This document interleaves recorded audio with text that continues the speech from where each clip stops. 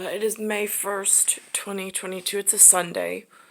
I am watching I was watching Sunday Morning with Jane Pauley. They did a wonderful, I don't know if the word expose is the appropriate word. I don't want to offend anyone.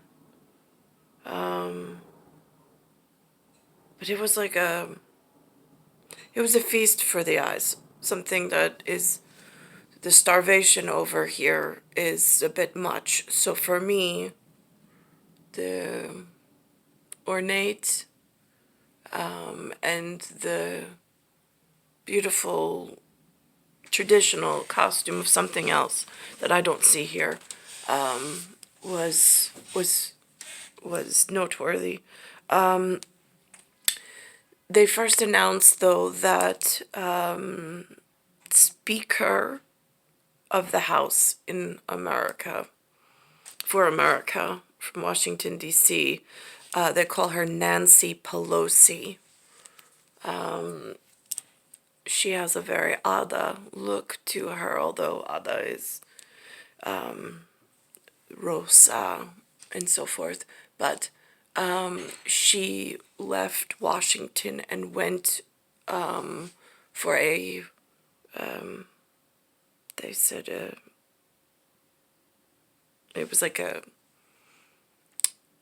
they went on a trip that was not spoken of or planned, I suppose, is how the news makes it sound.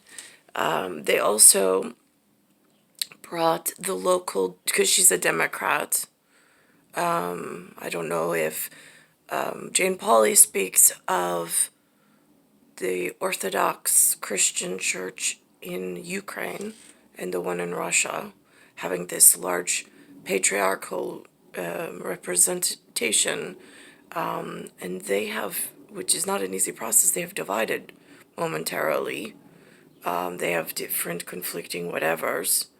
I do not know if that has something to do with this democracy problem in America taking on a whole nother, a whole nother, I don't know, something that is growing dangerous. They also brought over the local Queens representative that I mentioned. I found in the local newspaper, so I confirmed by the local Courier or Bayside Times that they had this advertising for this Gregory Meeks. They invited him as well to meet with Vladimir Zelensky in Ukraine. So I don't know what's that, but again, on the news, they just show them shaking hands. And then from America's perspective as the representative, the House Speaker from America in Washington, Nancy Pelosi says some very nice words. And then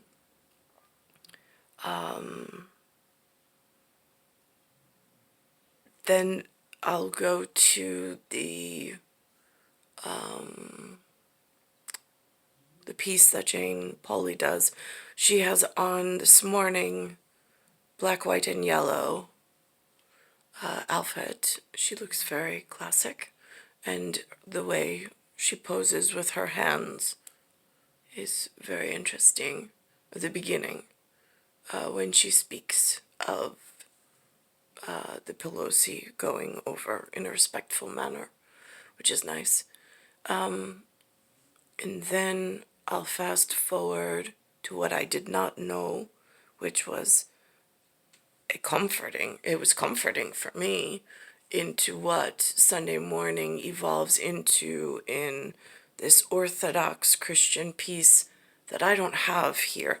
And don't get me wrong, they might exist, but they might be communities for generations that are almost a close-knit community, which I may just have missed the boat on the where to go, who to see kind of a thing. I don't know. I don't know if I was shut out purposely or if they just didn't know. Again, that gets confusing. So I think that, I mean, they do exist here. I just wouldn't know if I'd be welcome, especially with other things I've had that have gone on with non-religious attempts to join or learn or find guidance or seek shelter kind of a thing. And some really dangerous things have happened to me here in New York. So I keep my attempts to like invitation, but even that is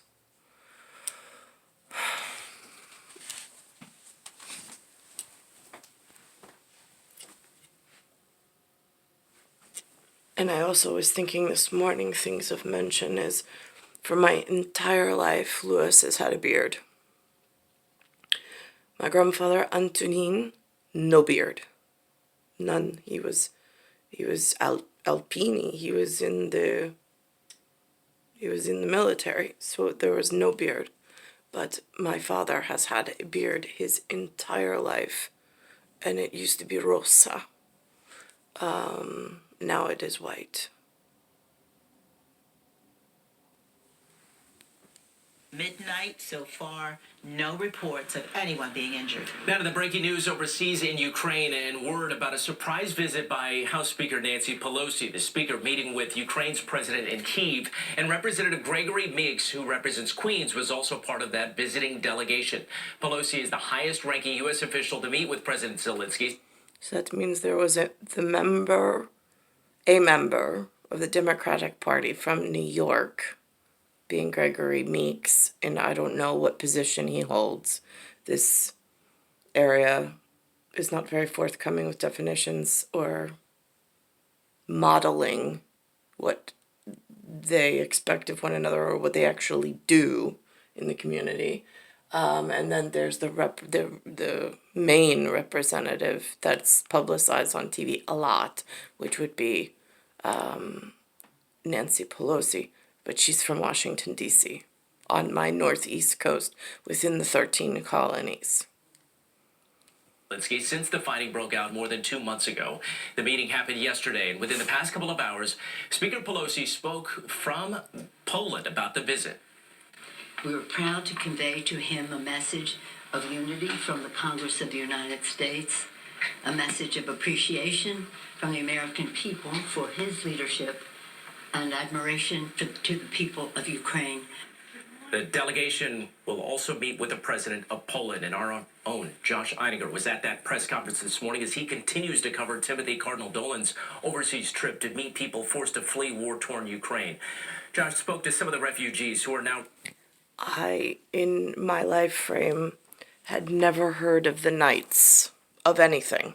Not Knights of Malta, not Knights of Columbus, ever, until Anthony 1975 showed up with his father's relationship, a long-standing relationship with the Knights of Columbus. Then all of a sudden I heard that something existed, but they are relationships that are here and were not chosen by me in particular. Not that I'm touting one over another. I just don't know what's safe for me at this point because it feels like I'm not safe anywhere. So I don't know why there's a Knights of Malta. I don't know why there's a Knights of Columbus. I don't know what the difference is. And I don't want to be tied to somebody else's family stuff when I've gone my whole life looking for answers and everybody's totally avoided me. And then when I do get someone, I get the wrong representative.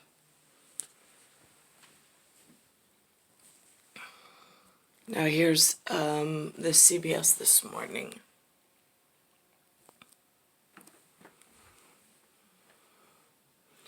This with the figures. I mean, that for me is a feast for the eyes. I wish I grew up in a place that had these magnificent frescoes and somebody could have taught me what and who they were of and teach me the whole invention of the artistry. But it didn't work out that way. How the fighting there is in some ways a religious war. Alina Cho takes us inside the high fashion world. And here she is this morning in her, I don't know, is it acceptable to say WASP? WASP. I've been called that before. I never know if the humans mean anything to be nice or not, so I am always trepidatious as to, but it is a label that they have used upon me. I just don't know what they ever mean by it. This morning, Lewis tells me he found some man by the name of something Campbell that uses something called a TOE system, TOE, which is the theory of everything. I said, Lewis, I said, that is such a pearl of wisdom. I said, never heard of it that way before. But if you look, these are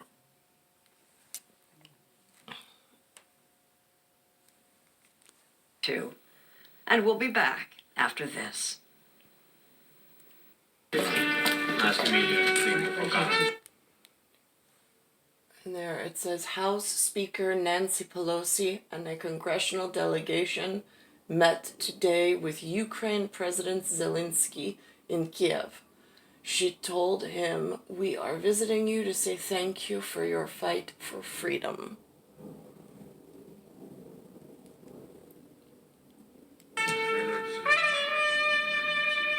We are visiting you to say thank you for your fight for freedom. Now here's a piece also on Sunday morning. It's about Doctor Strange. There's a new movie coming out.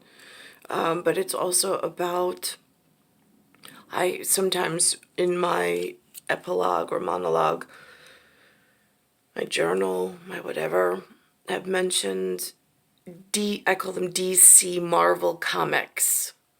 Again, it's a communication method.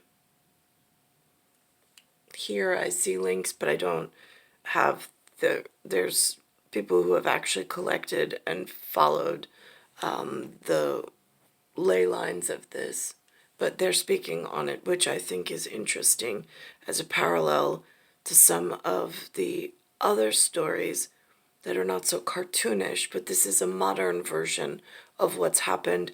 It's a parallel, almost to offset discrepancies of sorts at times. Every night, I dream the same dream. And then,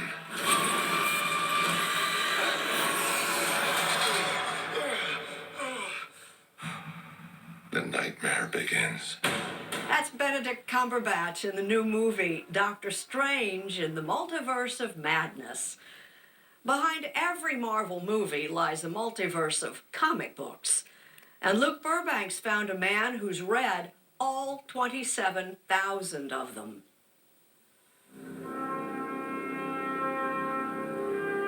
Since the dawn of time, or technically the 1960s to be precise, a tale has been building.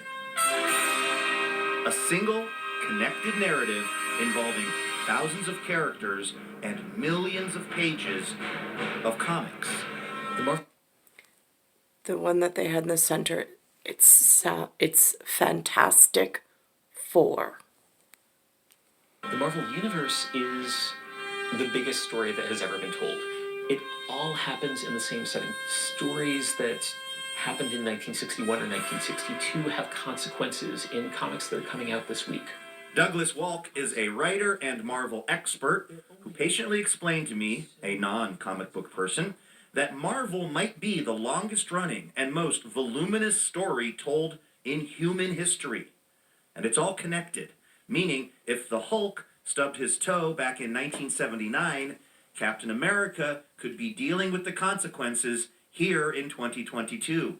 All of those events are its history, its past, what it can draw on for this perpetually evolving story. Not just a continuous story going on for 6 decades, but a continuous story going on in many, many threads at once that can cross each other at any time. Marvel started publishing comics in the That almost looks like spider web of sorts in between how to connect the dots, connect the post-its, connect the whatever in the toe being theory of everything. Lou advised me this morning that's what it means. the 1930s. But according to Walk, it was only in the early 1960s that Stan Lee, Steve Ditko, and Jack Kirby pioneered the idea of having all the characters live in the same universe. Walk had been a fan of Marvel Comics since he was a boy, but This is the other piece that Jane Pauley did this morning. Far less familiar. Blue is usually representative of democracy and red of the republic. Underpinning this entire conflict, Seth Doane explains. One is represented as animale of a donkey, the other as a elefante.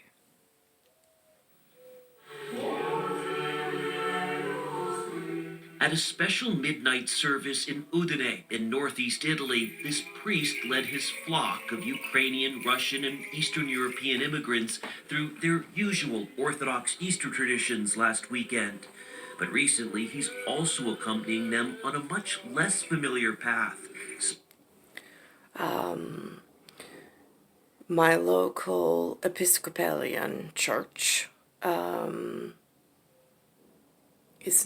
does not have priests, or does not have, I don't even know the word in Orthodox, if that's what they are called, but does not dress as this, dresses something different. The last time I went there, a few days after, I went with my sweatshirt that was bought for me in one of the disappearing wardrobes. It was something Nicklaus had bought me, and then it was or the time period when Nicklaus was at Hofstra, and then it disappeared, and then it reemerged. I wore that with emblem to the church in the local area that I could get to by foot. It was called All Saints, and then the doors were locked one week. And I don't know why. Sparked by the But the Catholics also do not dress it like this either. war in Ukraine. In March, this parish decided to split from its mother church in Moscow, joining instead the Istanbul-based Orthodox Church, whose leader has criticized the war, in stark contrast from the head of the Russian Orthodox Church. By separating from Moscow, Father Volodymyr Melnichuk told us, we are adhering to the Christian vision of the world. There are roughly 100 million Russian Orthodox, the largest church within Orthodox Christianity. Their leader is Patriarch Kirill, who's framed Russia's invasion of Ukraine in holy terms. In a sermon in early March, Kirill railed against the influences of the Western world, its excess consumption and gay pride parades, saying of the Ukraine war, we're talking about human salvation. Patriarch Kirill is supporting the war, in fact. Andrei Sinitsyn, who's from Moscow, agrees with his parish's split. The Patriarch Kirill got too close to the government. How is that as a churchgoer, as someone who, a believer? No, it's unacceptable. The church should be independent. I believe that the church is the main supplier of the ideology, Putin's ideology. Father Cyril Overun was ordained by Kirill and was his theological advisor until 2012. This war has a simple formula. War equals to guns plus ideas. And the guns are, of course, supplied by the Kremlin, and the ideas come from the church. And Father Cyril believes Putin sees this war as a sacred operation. A mission from God to purge the world from, impurity of the Western ideas and Western values. You're saying that the church has created the ideological underpinning for the war. Well, actually, when I was working in the Moscow Patriarchate, I was witnessing how this ideology was emerging, and I protested against that. In Soviet times, priests were pushed to keep the spy service informed, and it's widely believed that Kirill was in the KGB. But Father Cyril believes Kirill was never enthusiastic about it, which created friction with Putin. That's why we are talking about the marriage of convenience and not marriage by love. What do you mean it's a marriage of convenience, not of love? They have to tolerate each other because they use the skills, the charisma and possibilities, resources of each other, each one for his own end. Those resources are vast, says another former insider, Sergei Chapnin, who also worked for Kirill. There are rough estimations that he's definitely a billionaire, and in fact, he is one of the Putin's oligarchs. Sorry to say Wait, you're calling the patriarch an oligarch? Yeah, he has financial interest in sort of his cooperation with the state, just like other oligarchs. Chapnin sees Russia's church as a state propaganda machine, spreading Putin's message as the defender of conservative values against a morally corrupt West. Chapnin also thinks the expansionist ambitions of Kirill even exceed those of Putin. The main motivation for Patriarch Kirill is actually power and influence, but because of the war, he actually loses it. Before the war, Ukraine had many Orthodox churches loyal to Moscow. Now, hundreds of Ukrainian parishes have broken away in protest, something that's not so easy to do in Russia. Still, this priest from a parish outside Moscow says he felt compelled to speak out. The responsibility of what is happening now lays on all of us, Father Ioan Bordin told us, everyone who approved it or stayed silent. But when he spoke in a sermon of what he called this fratricidal conflict, he was questioned by Russian police, fined and warned of a criminal proceeding. You're seeing people in Russia leave the church because of this? It's not a visible process. They do not leave in groups, he told us, but without a doubt, it's happening. And just as this church in Udine, Italy illustrates, as Putin tries to alter political borders, the region's religious map is also changing.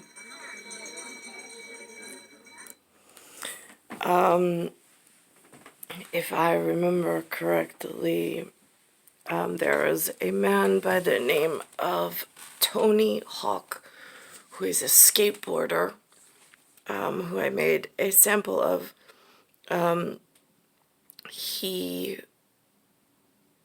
I had made a sample of it for timing in the physics and in the physicality with time and space moving.